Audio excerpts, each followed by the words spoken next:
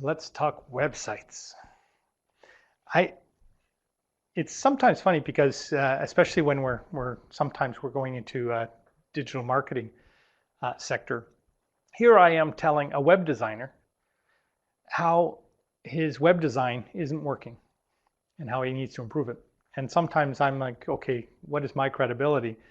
And it's the fact that I've gone through those thousands and thousands of websites. But then it's also about best practices. And it's about how you build a website. So the good news is there's lots of experts out there that can do a lot of this stuff for you. And as long as they're aware of what the best practices are, as long as you're telling them what you want and it's part of that discussion, that's fine. We don't have to know everything about web design in order to be a good website design producer. But you do have to at least understand what it is that you're trying to explain because your website is your primary source for anything to do with what you're selling. It really is. I hate to say it, but if you don't have a website, you just don't exist.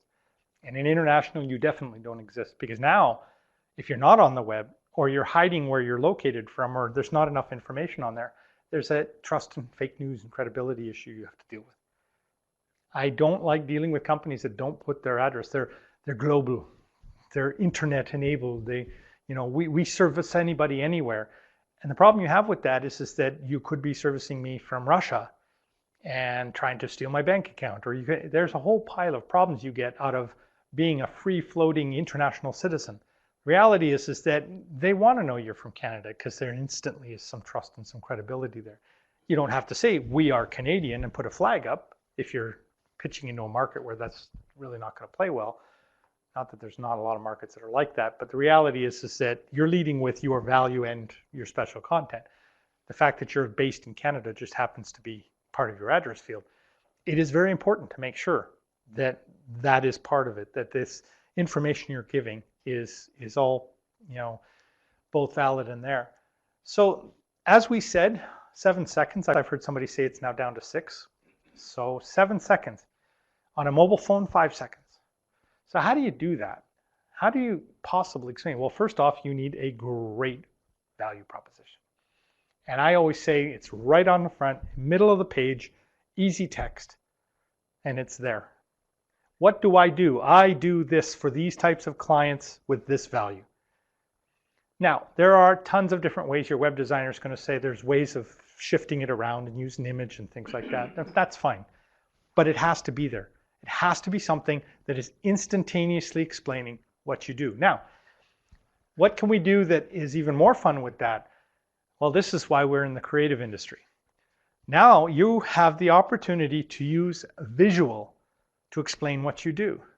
Most of us in what we call the boring industries or the like software or, heaven forbid, we're selling forestry.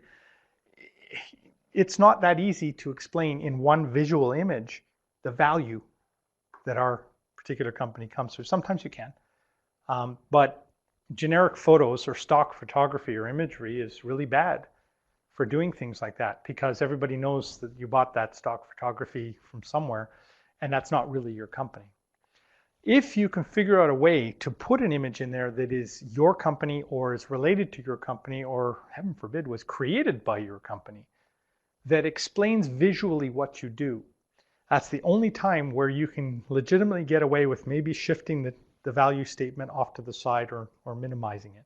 Because the image itself or the flixel, the moving picture or whatever it is, clearly shows your talent and what it is that you do.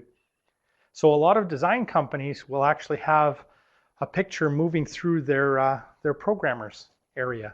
And it shows all of these different animation series they're working on with these big logos. That might be an example.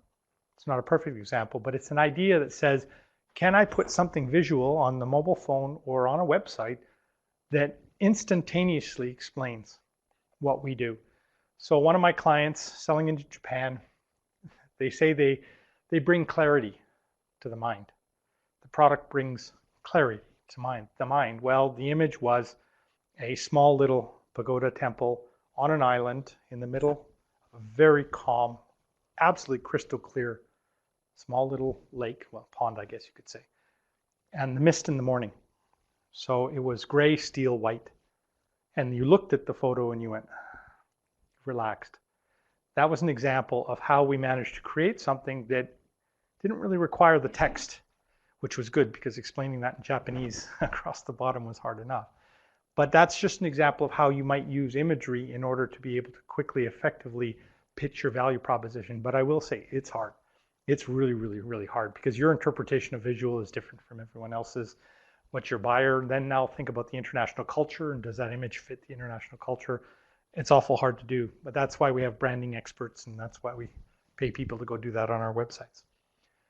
Avoid the puff statements. Anything that's on the website that is unclear needs to be cleaned up. Anything that floats or really doesn't need to be there without having a purpose needs to be cleaned up. It should be, a website is for selling. It's not for explaining things, it's for selling. It needs to say, what do I do? Why are you interested? Why should you even bother? Click here, buy. Buy button. There's always got to be a buy button. Now, the buy button is contact me, email me, engage with me, whatever that is.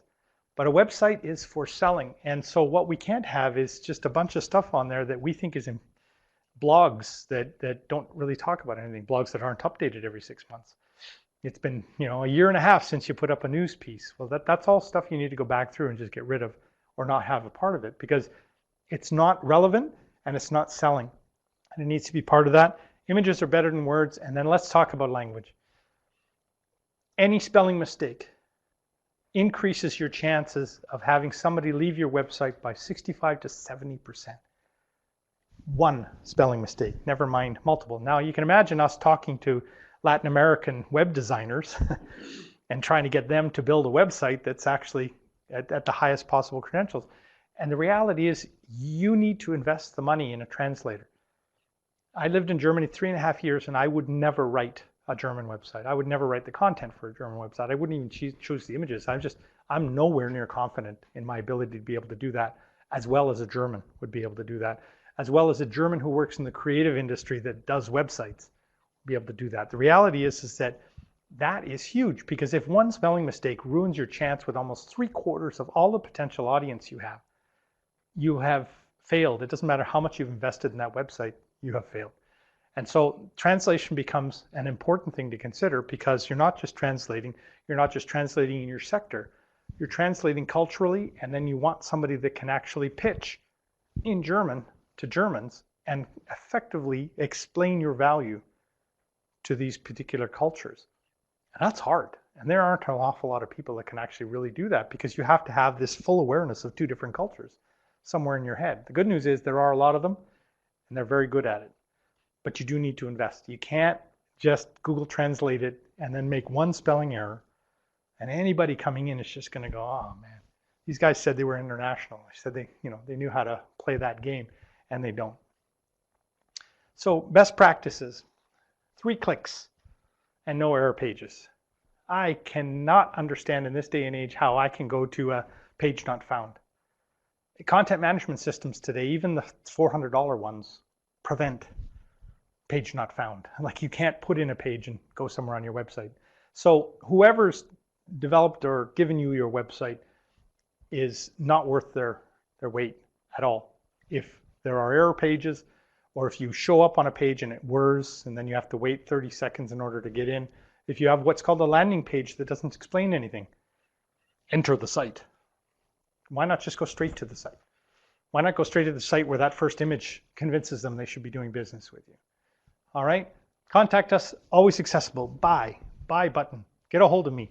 International dialing codes, make sure you look international. Put the +1 in front of your phone number. Make sure somebody answers it. If somebody doesn't answer it, make sure there's a message. Make sure there's a message that tells them that you're going to get back to them in 24 hours. You're going to do it by email.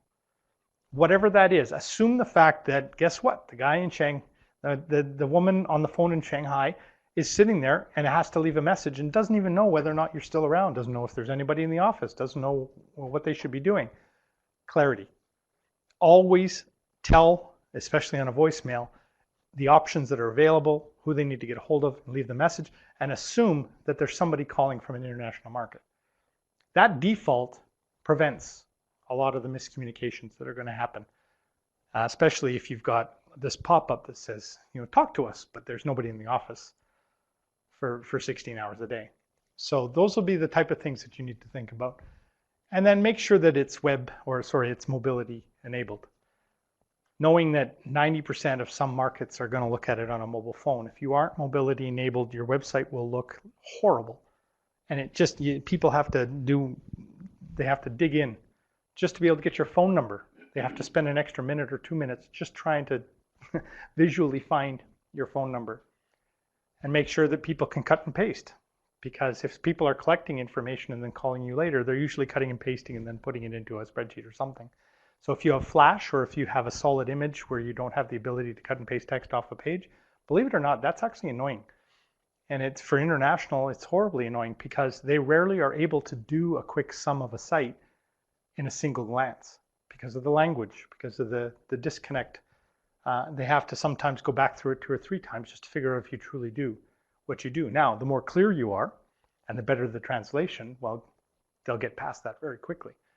But your job is to make sure that you say to them, this is what we do, this is what we sell, here's our value, contact us. And here, let me give you an easy, convenient, and quick way to contact us. It sounds like it's just basic stuff, but 60% of websites I review don't have any of this. And sometimes it's because we just gave the web designer content and then he just filled it into something that already existed.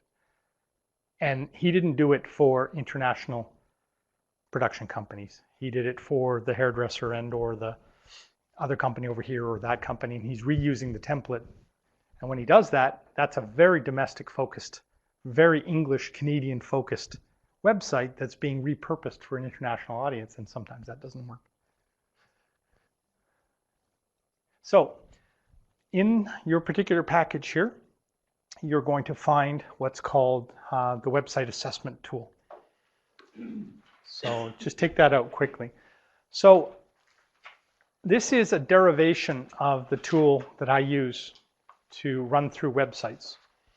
I've done a lot now, so I can actually just do it at first glance and very quickly be able to create a score. But this particular tool, we're not going to touch on it right now, but what we're really going to do is just tell you that this is a type of tool where you can do 2 things. One is that you're going to go back through your website and just make sure that there's no big red X's or some big thou shalt not sections, because if there are, you have to get those fixed right away. From there, this then becomes an additional tool to use to talk with whoever it is that's designing your website or your mobility-based view, and to make sure that they've incorporated this in.